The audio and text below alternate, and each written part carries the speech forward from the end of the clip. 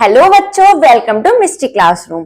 आज हम शुरू करने वाले हैं आपके साथ अपनी एक नई किताब का सफर, जो कि है संस्कृत कक्षा 6 की किताब दीपकम।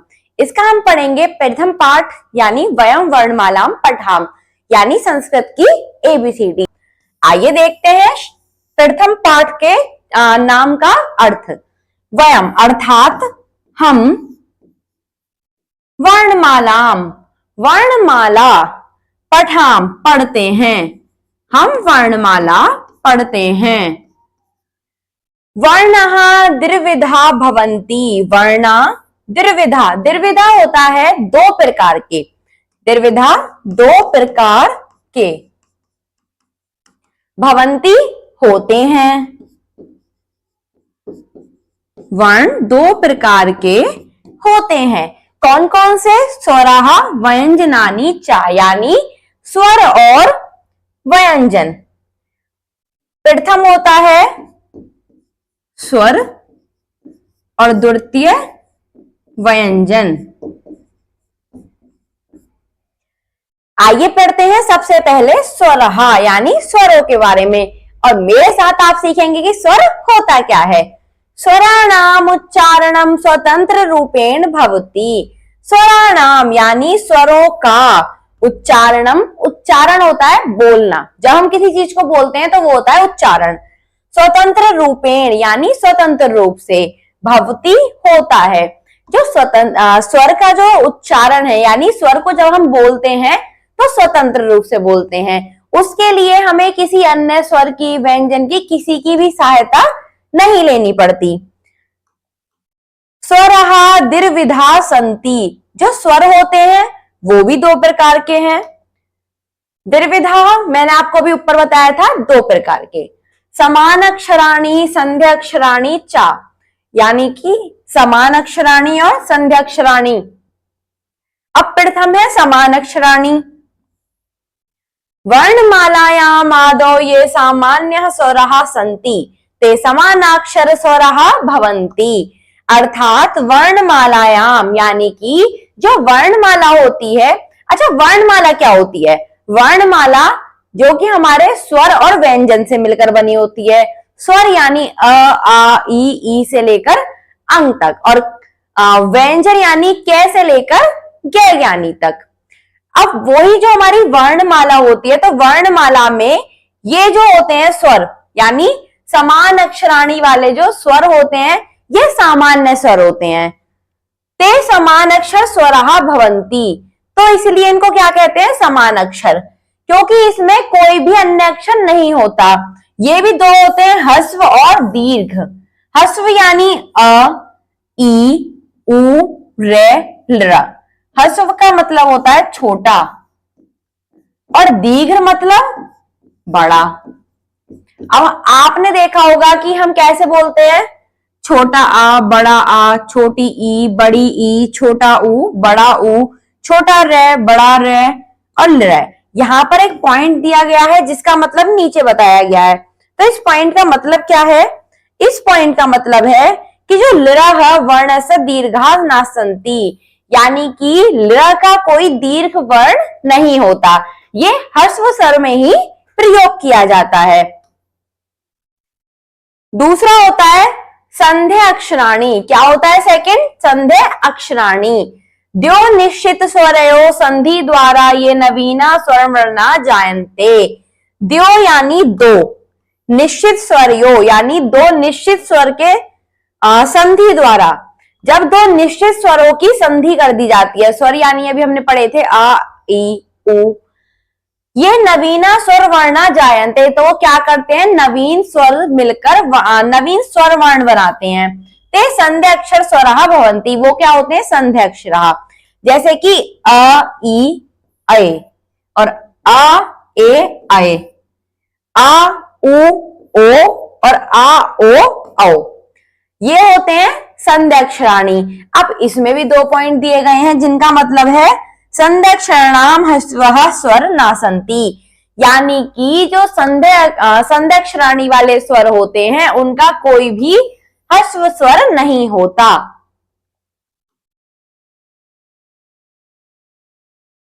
देखते हैं अगले पेज पर क्या कह रहे हैं। अगले पेज पर है अनुनासिक स्वरः। अब ये अनुनासिक स्वर क्या होते हैं? मुखेन सह नासिकयापि उच्चारितः स्वरा अनुनासिक स्वरः भवन्ति। मुखेन सह यानी हम अपने मुंह के साथ, नासिकाया अपि नाक का भी, उच्चारितः स्वरः जब हम अपने मुंह के साथ साथ नाक से भी किसी स्वर का उच्चारण करते हैं तो वो अनुनासिक स्वरः भवन्ति। तो वो क्या होते हैं? अनुनासिक स्वर होते हैं। कैसे? अंग, आंग, ईं, ईं, ऊ, ऊ, रंग, रंग, लंग, अंग, एग, ओ, औंग। अनुनासिक स्वर यानी ऐसे स्वर जिनको बोलने में मुंह के साथ साथ नाक का भी प्रयोग किया जाए। व्यंजनानि, व्यंजनानाम उच्चारणे कस्यचित् स्वरस्य सहायताया अपेक्षा आवश्यकं भवति। यानी कि जो हमारे व्यंजना नाम, जो हमारे व्यंजन होते हैं, जो मैंने क्या बताए थे व्यंजन, कैसे और गे तक, उच्चारणे कस्यचित् यानी उनके उच्चारण में किसी ना किसी स्वरस्य सहायता अपेक्षा अवश्यम भवति। जो स्वर की सहायता है वो अवश्य ही लेनी पड़ती है, जरूर लेनी पड़ती है। अतः इसलिए वर्णमालायाम, जो वर्णमाला होती है उसमें व्यंजना नाम, व्यंजन जो होते हैं, उच्चारणार्थ सर्वर्थ अस्वर से योजनम भवति। तो उसमें बोलते वक्त हर किसी के साथ जो अस्वर होता है वो योजनम भवति यानी जुड़ा हुआ होता है। उदाहरण, उदाहरण के लिए एक बार इसका अर्थ देख लीजिए कि जो व्यंजन होते हैं उनके उच्चारण के लिए हमें किसी ना किसी स्वर की सहायता अवश्य लेनी पड़ती है।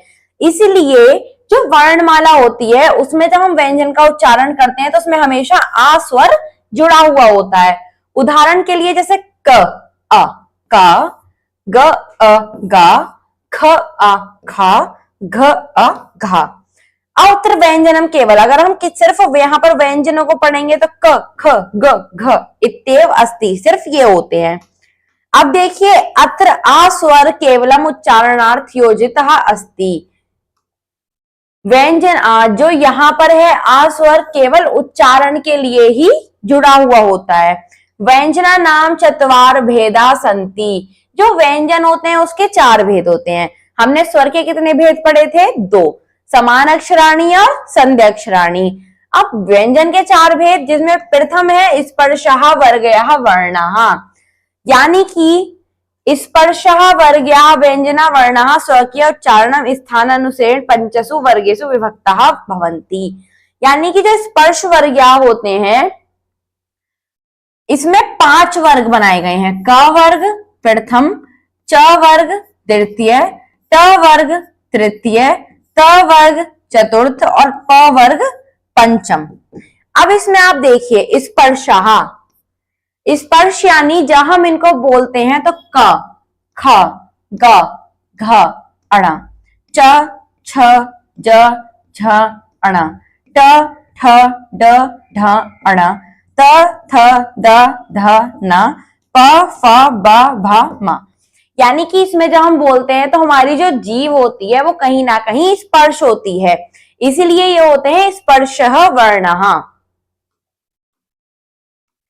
अन्य देखते हैं, द्वितीय में होता है अंतस्थ वर्णः, य, र, ल, व, यानी ये अंत में होते हैं। अंतस्थ वर्णः बहुत्र सर्ववर्णानाम स्थाने जायन्ते, जो अंतस्थ वर्ण होते हैं वो कहीं ना कहीं स्वर के स्थान में मिलकर बने होते हैं, यानी कि वो आधे तो स्वर होते हैं और आधे व्यंजन।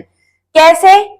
ई, अ, य, अ, यथा, यदि, अपि यानी यद्यपि। इसमें देखो ई और अ मिलकर क्या बना? या। लेकिन उसमें भी या के साथ अगर हम अ को जोड़ेंगे तो यद्यपि। र, आ, र, आ, पित्राज्ञा, ल, आ, ल, आ, लाकृति, अ, आ, उ, आ, वा, वा, सुआगतम। इसमें आप ध्यान से देखिए, थोड़ा सा समझ लीजिए बस। इसमें क्या आया? ई और इसमें आया अ, क्या बन गया? यद्यपि। ऐसे ही ऋषि अ, पित्राज्ञा, ल और आ, लाकृति, सु, उ और आ, स्वागतम। यानी कि इसमें अर्ध स्वर का प्रयोग हुआ। ऊष्म वर्णः, ऊष्म होती है हवा। इन वर्ण को बोलने से हमारे मुंह से क्या निकलती है? हवा निकलती है।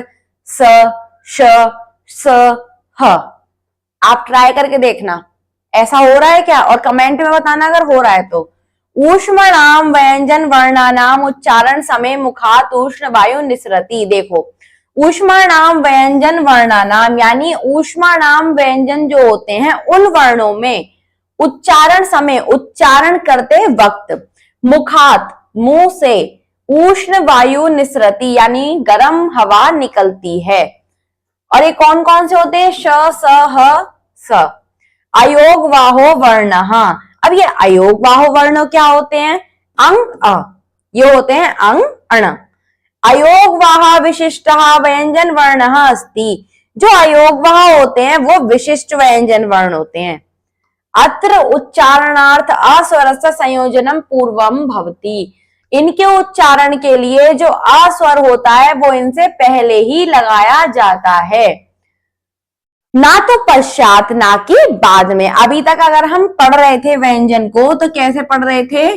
क प्लस आ, यानी ये जो आ स्वर था ये बाद में लगाया गया, लेकिन इसमें आ पहले लगाया गया, फिर लगाई गई बिंदी।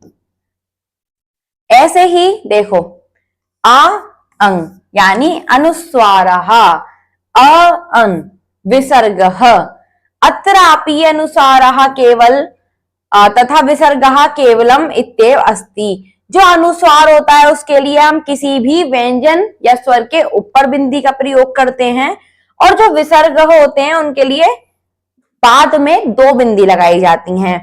एवमेव त्रापि पूर्व योजितः अस्वर केवलम उच्चारणार्थ अस्ति। यहाँ पर पूर्व योजित यानी जो अस्वर है वो सिर्फ उच्चारण के लिए है, वरना इसको अन और इसको ह बोलते हैं। आइए देखते हैं नेक्स्ट पेज। व्यंजने सह सर्वेषाम अपि स्वराणाम संयोजनम भवति।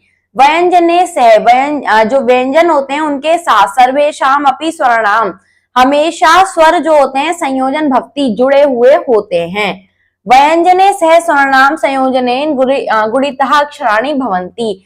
अगर हम व्यंजन के साथ साथ अलग अलग स्वरों को जोड़ दें तो ये क्या बनाएंगे? गुणिताक्षराणि। जैसे स्वर क्या होते हैं? आ ई उ। ऐसे ही आ को अगर हम देखें तो इसकी जो मात्रा होती है वो कुछ नहीं होती, लेकिन अगर हम बड़े आ की बात करें तो इसकी मात्रा होती है ये, छोटी ई की बात करें तो इसकी मात्रा होती है ये, बड़ी में ऐसी मात्रा, ऊ में ऐसी मात्रा, और बड़े ऊ में इस प्रकार की मात्रा।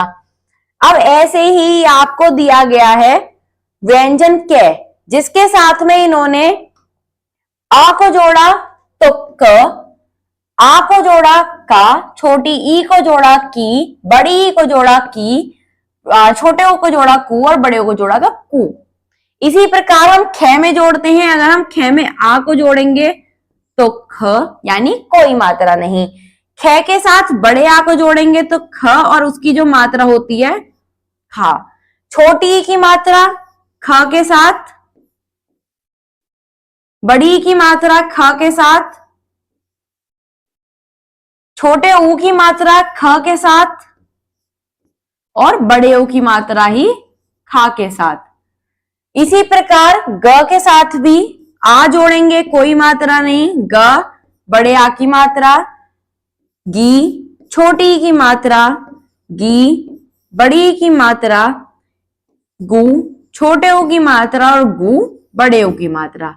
ऐसे ही घ में आ के साथ कोई मात्रा नहीं, घ, आ की मात्रा घ, छोटी की मात्रा घ, बड़ी की मात्रा घी, और घू घू। इसी प्रकार से अण, कोई मात्रा नहीं, छोटी की मात्रा, बड़ी की मात्रा,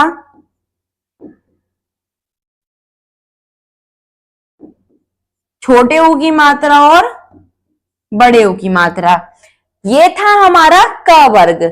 लेकिन अगर हम इसी को ही च वर्ग के साथ करें, जैसे च और इसमें आ जोड़कर कोई मात्रा नहीं, चा, आ जोड़कर, छोटी जोड़कर ची, बड़ी जोड़कर ची, छोटा ऊ जोड़कर चू और बड़ा ऊ जोड़कर चू। छ के साथ छ, आ जोड़ेंगे कोई मात्रा नहीं।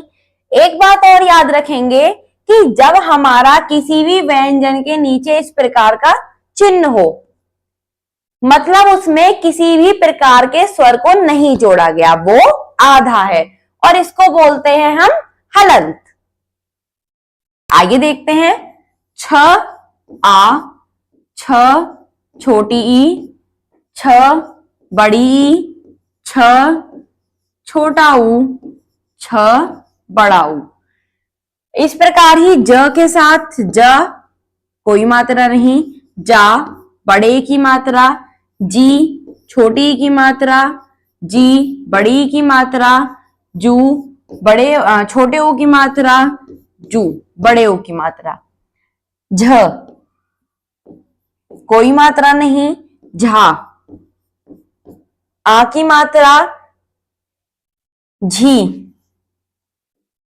छोटी की मात्रा, झी बड़ी की मात्रा, झू छोटे ऊ की मात्रा, झू बड़े ऊ की मात्रा। इसी प्रकार ण कोई मात्रा नहीं, अणा आ की मात्रा, अण ई की मात्रा, णी बड़ी की मात्रा, णु छोटे ऊ की मात्रा, णु बड़े ऊ की मात्रा। आइए देखते हैं आगे।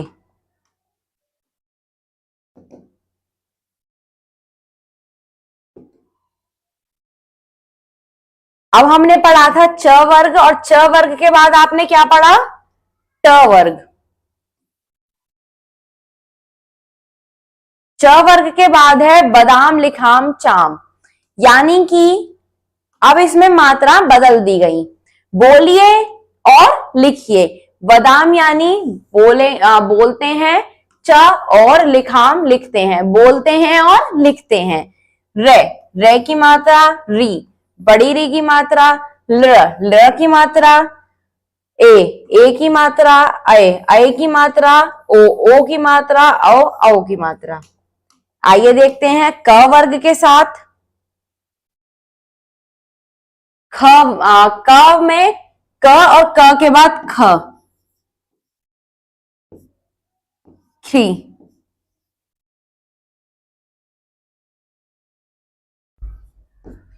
खली,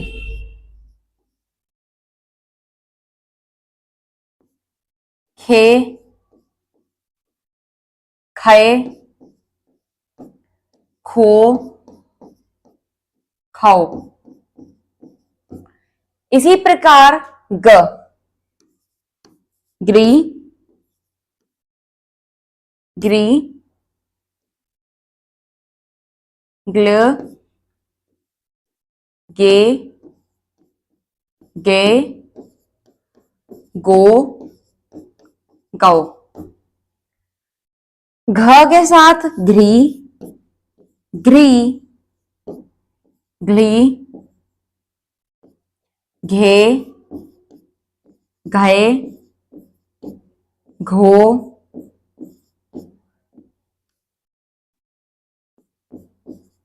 घाव। इसी प्रकार आता है च वर्ग। च के बाद छ, यानी छी छै, छली, छे छे, छो छौ।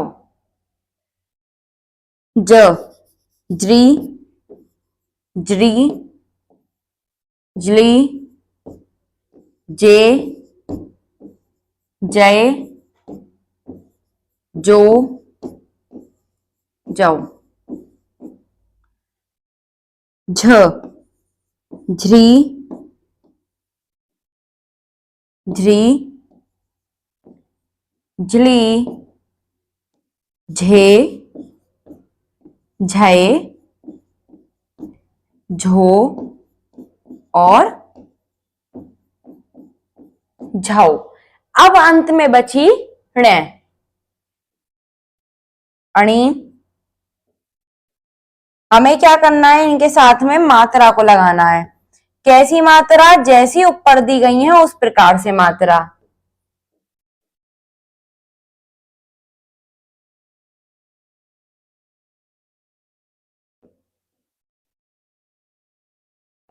आइए देखते हैं अगले पृष्ठ पर।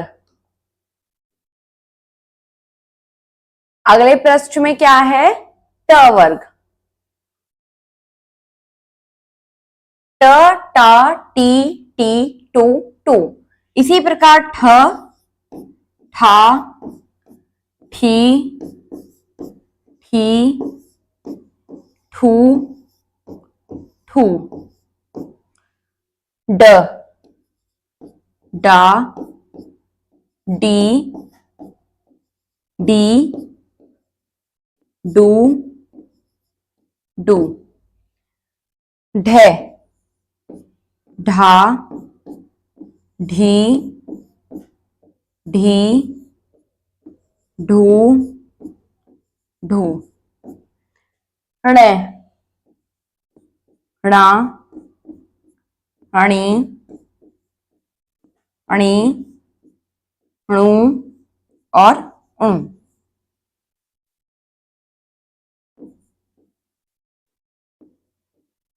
इसी प्रकार है त वर्ग। आइए देखते हैं त वर्ग को। त, ता, ती, ती, तू, तू। इसी प्रकार थ, था, थी, थी, थू, थू। द, दा, दी, दी, दू, दू। ध, धा, धी, धी, धू, धू। न, ना, नी, नी, नू, नू। अगला है प वर्ग। प वर्ग में क्या क्या था? प, फ, ब, भ, म। आइए देखते हैं। प, पा, पी, पी, पू, पू। फ, फा, फी, फी, फू, फू। ब, बा, बी, बी, बू, बू। भ, भा, भी। आपको क्या करना है? इसमें सिर्फ मात्राओं को जोड़ना है। किसमें? जो व्यंजन आपको दिए गए हैं उन व्यंजनों में। भी, भू,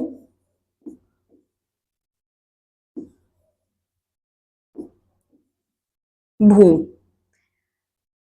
म, मा, मी, मी, मू, मू। आइए देखते हैं अगला पृष्ठ। अगले पृष्ठ पर इसी प्रकार से ट वर्ग, त वर्ग और प वर्ग दिया गया है, जिसमें हमें क्या करना है? र, र, ल, टे, ऐ, ओ, औ की मात्रा लगानी है। तो ट के बाद ठ, ठ, ठ, ठे, ठे, ठो ठौ, ड ड ड डे डे डो और डौ। इसी प्रकार से ट ठ ड ढ,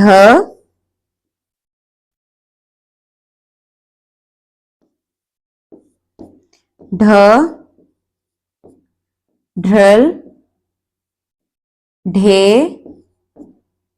ढाए, ढो ढौ। ट ठ ड ढ ण,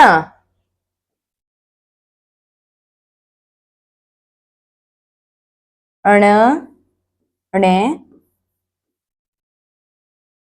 अणे, अड़े अड़े, ड़ो डौ। आगे आता है त वर्ग, जिसमें त का इन्होंने बना दिया है और हमें किसका बनाना है, थ द ध और ना का। तो सबसे पहले बनाते हैं थ, थ थ्ल थ्ल, थे थे, थो थाओ। अब चाहे तो आप ऐसे बना सकते हैं, वरना मैं आपको एक आसान ट्रिक और बताती हूं। जैसे हमने द लिखा, हम इसमें सभी को इसी प्रकार व्यंजन से लिख लेंगे। अब इसमें किस मात्रा को दिया गया है, र, यही लगा दी, इसमें यही लगा दी, इसमें भी यही लगा दी, इसमें ये, इसमें ये, इसमें ये और इसमें ये। अब देखिए कितना आसान था ना। इसी प्रकार से थ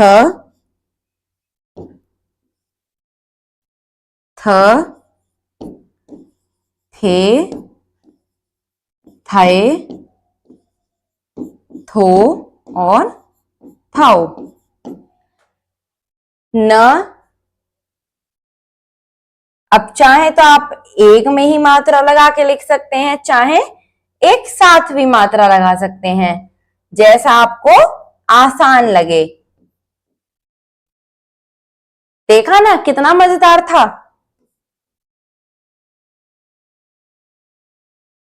और ये आपको याद भी हो गया होगा। आपको बार बार पीछे देखने की भी जरूरत नहीं पड़ेगी अगर आप ऐसे ही ध्यान से पढ़ेंगे। अब प वर्ग में क्या था, प के बाद फ, ब, भा, मा। आइए सब में लिख लेते हैं फ को।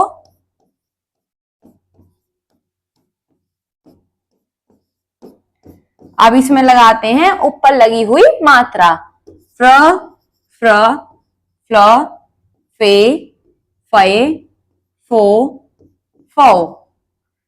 इसी प्रकार हम ब को भी लिख लेंगे।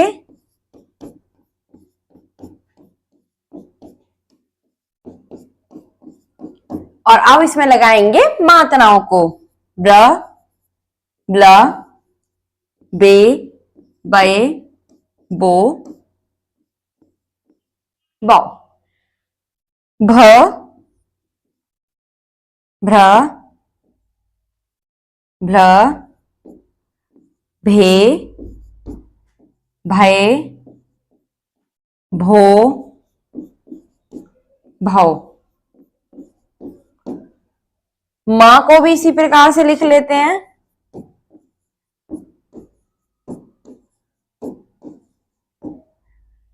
म, म्र, में, मैं, मो और मौ। आइए चलते हैं अगले पृष्ठ पर। अगले पृष्ठ में हमें क्या करना है, या वर्ग में ठीक इसी प्रकार बनना है। य, या, ये, यू, यू, र, रा, री, री, रू, रू, ल, ला, ली, ली, लू, लू, ब, बा, बी, बी, बू, बू। इसी प्रकार ऊष्म व्यंजन देखते हैं।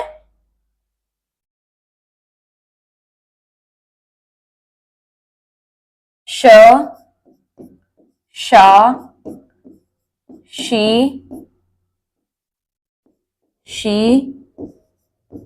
शू, शू।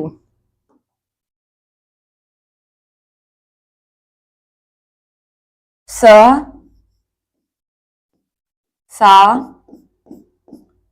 सी, सी, सू, सू। आगे है ह, हा, ही, हु, हु। अंग, आंग, इंग, इंग, उंग, उंग। ऐसे अ, आ, ई, उ, उ। ये है अयोगवाह नाम। आगे है हमारे क स्वर। इसमें अगर हम अनुस्वार को लगाएंगे तो अभी जैसे हमने किया कंग, कांग, किंग, किंग, कुं, कुं। इसी प्रकार ख में हमें क्या करना है? विसर्ग। ख, खा, ही, खी, खू,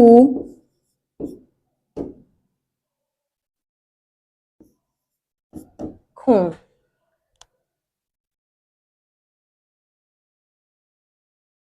आइए देखते हैं अगले पृष्ठ को। अगला पृष्ठ है आपका य, र, ला। इसमें क्या है? हमें य, र और ला के साथ में कैसे दिया हुआ है? पहले से ही लगा हुआ है। अब हमें रा में क्या करना है? रे, रे, रो, रव। ऐसे ही ल तो ले, लय, लो, लो। अब ऐसे य, र, ल, व। ये कौन से थे हमारे? अंतस्थ व्यंजन, यानी कि ऐसे व्यंजन जो अंत में स्थित हों। वय, वो, बहु। इसी प्रकार से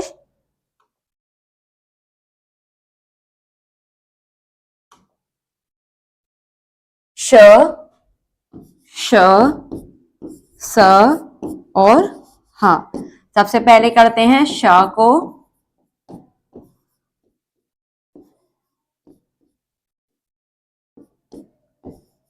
अब जैसी मात्रा हमारे ऊपर दी गई है हमें उसी प्रकार से लगानी है। श, शे, शय, शो, शौ। स, श, श्र, से, सय, सो, सौ। और ह, हिर, हिल, हे, हाय, हो और हाउ। आगे है अभ्यास कुर्मः। आपको इसमें क्या करना है? इसमें आपको ऊपर अभ्यास दी गई है, उसी प्रकार से आपको नीचे अभ्यास करनी है। सेम आप जैसे ऊपर लिखा है इसी प्रकार से नीचे देख के कर लेंगे। आइए शुरू करते हैं प्रथम पाठ की अभ्यास। सबसे पहले देखते हैं इसी पाठ के वयम शब्दार्थान जानीम, यानी हम शब्दार्थ, शब्द के अर्थों को जानीम, जानेंगे। शब्द यानी जो आपको शब्द दिए गए हैं ये संस्कृत में हैं और इनका अर्थ ये भी ये जो आपको अर्थ बताया गया है ये भी संस्कृत में बताया गया है। यहाँ पर आपको हिंदी अर्थ दिया गया है, यहाँ आपको इंग्लिश अर्थ भी दिया गया है और मातृभाषाया अर्थ लिखंतु, जैसे हमारी मातृभाषा हिंदी है तो हिंदी में यहाँ पर अर्थ लिखा हुआ है, लेकिन अगर आपकी मातृभाषा कोई और है तो आप यहाँ पर उसी शब्द का अर्थ अपनी मातृभाषा में लिख सकते हैं। तो आइए शुरू करते हैं। पितराज्ञा यानी पितु आदेश, पिता का आदेश, फादर्स ऑर्डर। लाकृति, ल वर्ण से आकृति, ल वर्ण का रूप। शेप ऑफ लेटर ल। एक एक यानी प्रत्येकम, हर एक, और अगर इंग्लिश को इसमें देखें तो इच वन। अजह, छागह, बकरा, गॉट। वधु यानी परिणीता, विवाहिता नारी, जिसकी शादी हुई हो, मैरिड वुमेन। मातृणम, मातु ऋणम यानी माता का ऋण, ऋण वैसे कर्ज भी होता है। इंडेब्टनेस टू मदर।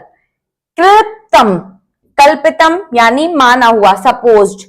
कहते हैं ना कि आप सोचिए, कल्पना कीजिए, यानी मान लो उसके पास इतनी टॉफियां हैं तो वो माना हुआ।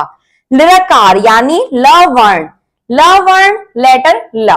ओम, प्रणव यानी एकाक्षर ब्रह्मा, यानी नेम ऑफ ब्रह्मा, ब्रह्म भगवान का नाम। हम बोलते हैं ना जब कभी भी कुछ शुरू करते हैं तो पहले ओम बोलते हैं, ओम, इस टाइप से। औषधम यानी भेषजम, औषध मेडिशन। जिह्वा यानी रसना, जीव, टंग। नामधेयम यानी नाम, जिसको हिंदी में भी नाम ही कहा जाता है, नेम। भगनी, स्वसा यानी बहन, सिस्टर। भ्राता, अनुज, अग्रज यानी भाई, ब्रदर। पितामही, पितु माता यानी पिता की माता। दादी, पैटर्नल ग्रैंड मदर। पितामह, पितु पिता यानी पिता के पिता, दादा, पैटर्नल ग्रैंडफादर। मातामही, मातु माता यानी जो हमारी माँ है उनकी माँ। नानी, मैटरनल ग्रैंड मदर। मातामह यानी मातु पिता, हमारी माता के पिता। नाना, मैटरनल ग्रैंडफादर। सुश्री यानी कुमारी, कुमारी मिस। सुश्री उन नाम के पहले लगाया जाता है जिन लड़कियों की शादी नहीं हुई हो। श्री, लक्ष्मी, सुंदरता, लक्ष्मी सौंदर्य, गॉडेस ऑफ प्रॉस्पेरिटी। उपाधि, विशिष्टता, विशेषता, टाइटल, यानी जब किसी के पास किसी बड़े से, हम अपने बड़े से किसी का नाम लेते हैं तो लगाते हैं श्रीमती, श्रीमान, उस टाइप से एक हो सकता है टाइटल। या फिर कुछ होते हैं कि पंडित, चंद्रशेखर आजाद, इस टाइप से, मतलब कुछ भी उपाधि, जैसे भगत सिंह, तो इनकी उपाधि क्या है कि ये देशभक्त हैं, तो हम इनके नाम के पहले लगा देते हैं देशभक्त भगत सिंह, देशभक्त चंद्रशेखर आजाद। प्रथम नाम यानी मुख्यम नाम, हाँ पहला नाम यानी फर्स्ट नेम। नेक्स्ट देखते हैं मध्य नाम यानी मध्यवर्ती नाम, बीच का नाम, मिडिल नेम। इसको हम जानेंगे आगे कि middle name, first name, last name क्या होता है। अंत्यत नाम यानी अंतिम नाम, जो नाम के अंत में उपस्थित हो, लास्ट नेम। कुल नाम, कुलस्य गोत्रस्य वंशस्य व नाम, यानी कुल, गोत्र या वंश का नाम, फैमिली नेम। आइए चलते हैं आगे। वयम अभ्यासम कुर्म यानी हम अभ्यास करेंगे। कस्यम चित्रम वदंतु लिखंतु चा। कस्यम चित्रम किसका चित्र है, वदंतु यानी बोलिए, लिखंतु यानी लिखिए, चा यानी और, यानी बोलिए और लिखिए। प्रथम चित्र है गणेश, या तो आपको बताया गया है गणेशः। द्वितीय चित्र है नासिका, नाक, जिसको हम संस्कृत में बोलते हैं नासिका। अगला चित्र है कबूतर, जिसको संस्कृत में बोला जाता है कपोतः।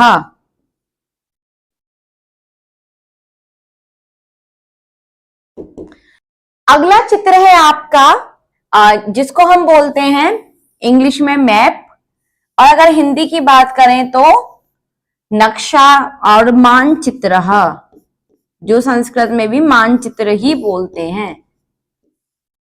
आगे है भगवान राम। तो अगर किसी का नाम हमें संस्कृत में लिखना हो तो हम क्या करते हैं, उसी नाम को उतार के, जैसे रामः, फिर डमरुहु। आगे क्या है, हिरन, जिसको संस्कृत में बोला जाता है मृगः। आगे चम्मच, चमसः। आगे आता है यज्ञ,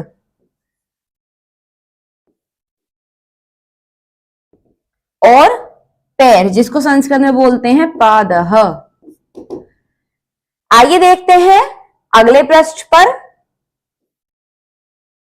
अगले पृष्ठ में आपको दिया गया है चित्रम पश्यन्तु, यानी चित्र देखिए।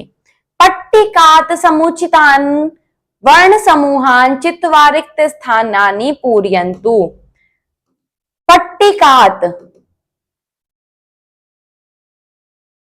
पट्टिकात क्या होता है, ये जो नीचे पट्टी दी गई है यह है पट्टिका, यानी पट्टिका से, पट्टिका से समुचितान, यानी जो उचित हैं उनको, वर्ण समूहान, उन वर्ण समूहों को, वर्ण के समूह यानी ग्रुप को, चित्वा यानी चुनकर, रिक्त स्थानानि पूरयन्तु, रिक्त स्थान पूरे कीजिए।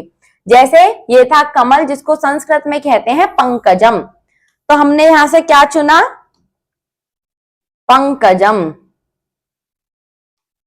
अगला क्या है, चंद्रः, चंद्रः। शुण्डः,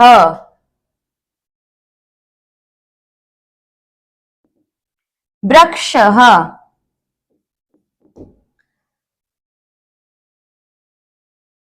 इसी प्रकार दांत, दांत को बोलते हैं दंतः। चोंच यानी चंचू।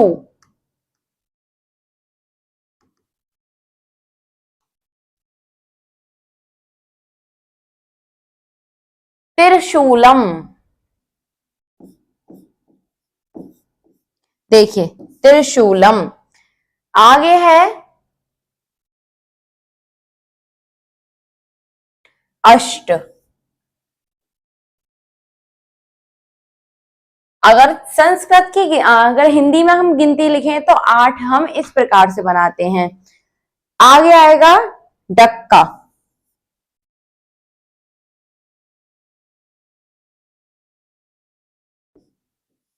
जिसको हम डमरू भी बोलते हैं, ढक्का भी बोलते हैं। ये क्या है, शंख। आइए चलते हैं अगले पृष्ठ पर।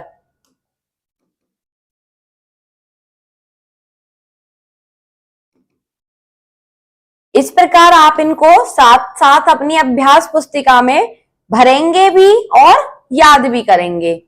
जैसे अ से अग्नि, अस्त्रम, न से नदी, नौका। इसी प्रकार से इसमें देखिए क्या दिया गया है, प्रथम वर्णेन पदम वदंतु लिखंतु चा, यानी जो प्रथम वर्ण है उससे शब्द बनाइए, बोलिए और लिखिए। तो क से कपोतः और कलम। म से मीनः, मयूरः। च से चमसः, चंद्र। ह से हस्त और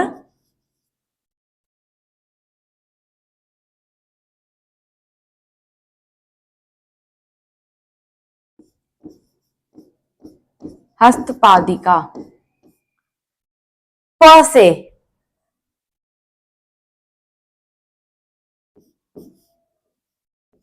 पितु, पितामह। त से तरबूज। हम इसमें हिंदी के भी शब्द लिख सकते हैं, क्योंकि यहाँ पे दिया हुआ है नदी और नौका, ये दोनों हिंदी के हैं। त से तरबूज और तबला। र से राम रथ। ब से बक।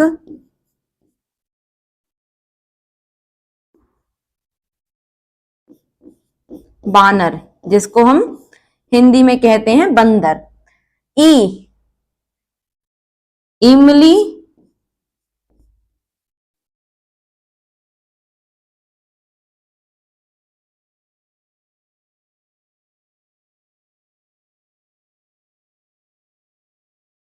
ई श शलजम।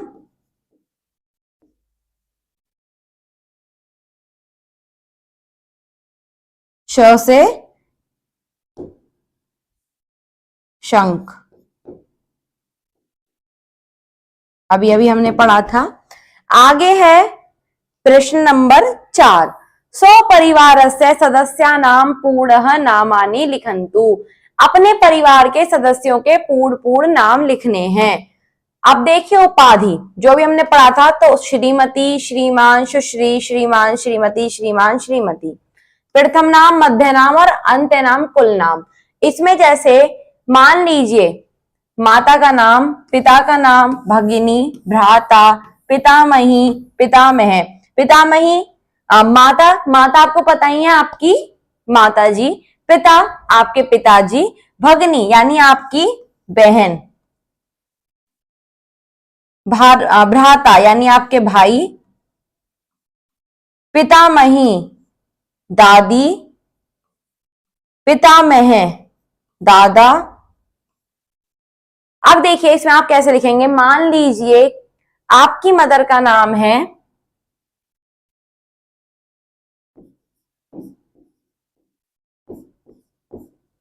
अनीता, ठीक है, तो आप यहां पर प्रथम नाम में उनका मेन नाम लिख देंगे।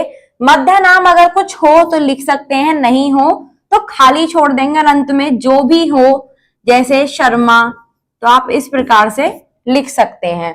पिता मान लीजिए नरेश चंद्र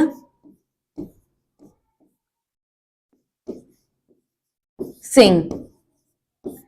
इस प्रकार से प्रथम नाम, मध्य नाम और कुल नाम आप अपने परिवार के अनुसार लिख लेंगे। मातामही यानी नानी और मातामह नाना।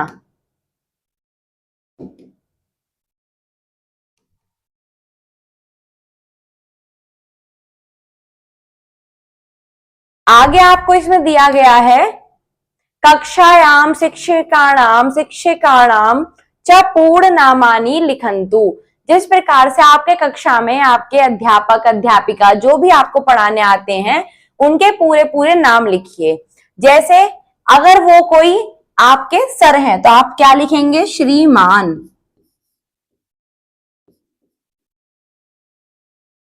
अब प्रथम नाम में आप उनका जो भी नाम हो, अनुज।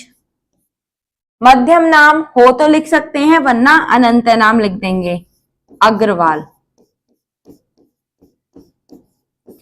मान लीजिए कोई मैम आपको पढ़ाती हैं जिनकी शादी हो गई है, तो आप लगाएंगे श्रीमती। जो भी आप लिखना चाहें, जैसे नीतू। मध्य नाम हो वरना अनंत नाम, शर्मा। मान लीजिए कोई मैम आपको पढ़ाती हैं लेकिन उनकी शादी नहीं हुई है, तो आप क्या लगाएंगे, सुश्री।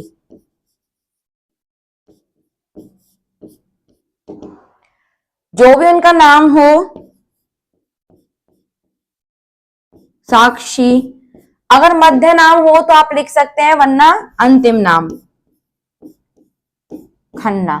इसी प्रकार मध्य नाम में आप कैसे लिखेंगे, मान लीजिए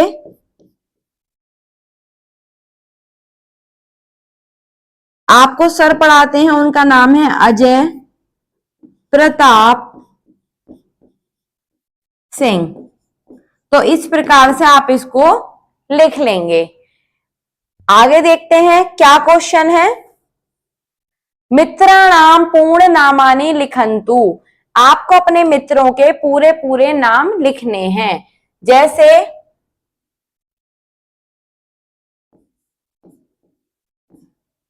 मीना सिंह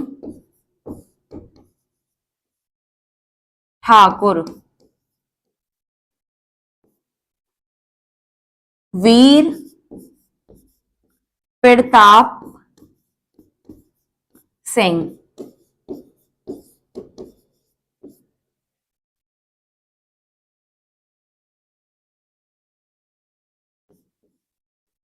निशा मेहरा,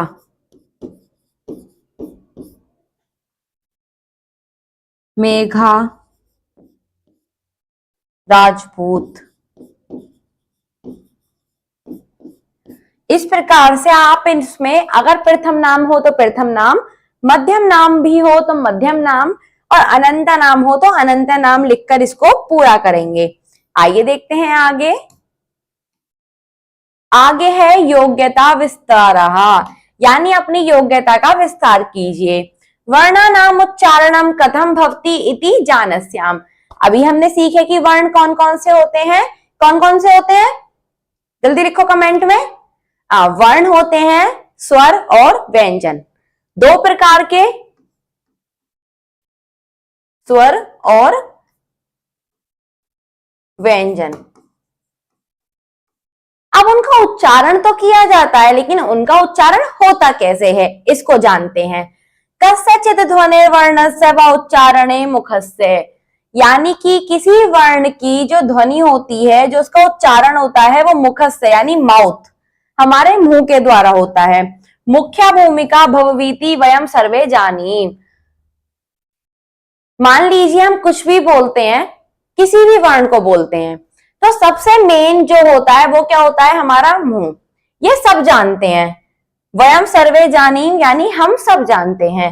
कदाचित मुखेन, क्या मुखेन यानी मुंह के, सह साथ नासिकाया यानी नाक, नासिकाया अपि उपयोग भवभीति अनुभवाम, क्या मुंह के साथ नाक का भी उपयोग होता है।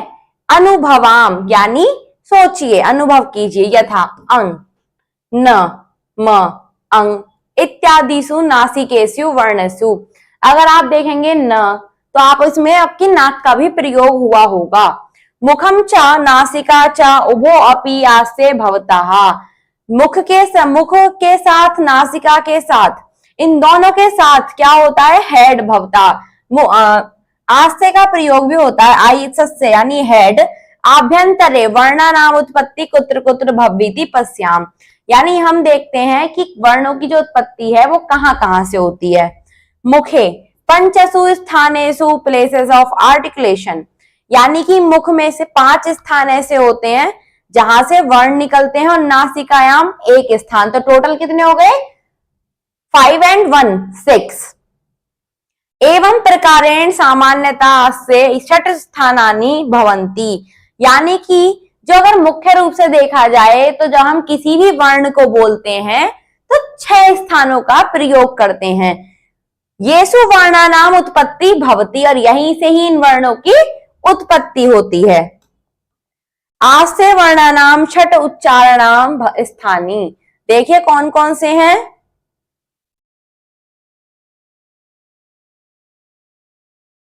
सबसे प्रथम है कंठ, यानी हमारा गला। द्वितीय है तालु।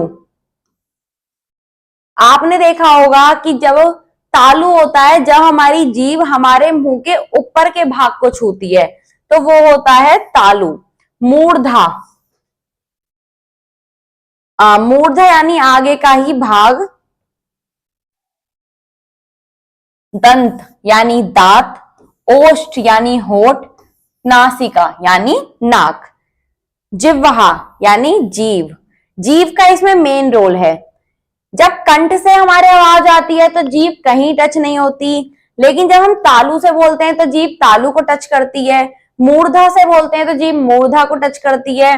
दंत से बोलते हैं तो जीभ दंतु यानी दांत को टच करती है।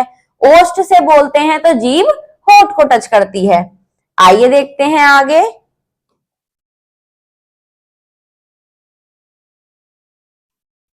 सबसे प्रथम है इसमें कंठया वर्णः, यानी ऐसे शब्द जो कंठ सीधे गले से बोले जाते हैं। आप मेरे साथ बोलकर देखिए और खुद अनुभव करके कमेंट में बताना कि क्या ऐसा हुआ। अ, आ, क, ख, ग, घ, अण, ह, अंग। अब आपने देखा होगा कि जो सीधे इनकी आवाज है वो हमारे गले से आती है, तो ये होते हैं कंठया वर्णः। इसमें क वर्ग सम्मिलित होता है। तालव्य वर्णः यानी इनको तालु से बोला जाता है। ई, तो जीभ को देखो दोनों साइड से वो टच होती है। ई, ई, च, छ, ज, झ, ण, य, श। आप देखना दोनों साइड से जो जीभ है वो हमारे आसपास के भाग को जब छुएगी तो वो होता है तालव्य वर्णः।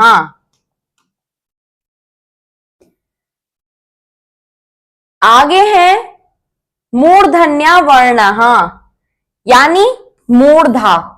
र, र, मूर्धा होता है हमारे मुंह का जो ऊपरी भाग होता है वो होता है मूर्धा। अब आप महसूस करेंगे कि जब आपकी जीभ आपके मुंह के ऊपरी भाग को छुएगी तो कौन कौन से वर्ण निकलेंगे। ट, ठ, ड, ढ, अण, र, श। हुआ ऐसा? जल्दी जल्दी बताओ। आइए आगे देखते हैं कौन से वर्ण हैं अब। दंतया यानी दांत से, जिनके लिए हम दांतों का प्रयोग भी करें। सबसे प्रथम है लृ, त, थ, द, ध, न, ल, स। अब आपने देखा होगा कि इसमें जब हमने इनको बोला तो जो हमारी जीभ है उससे दांतों को भी टच हुआ।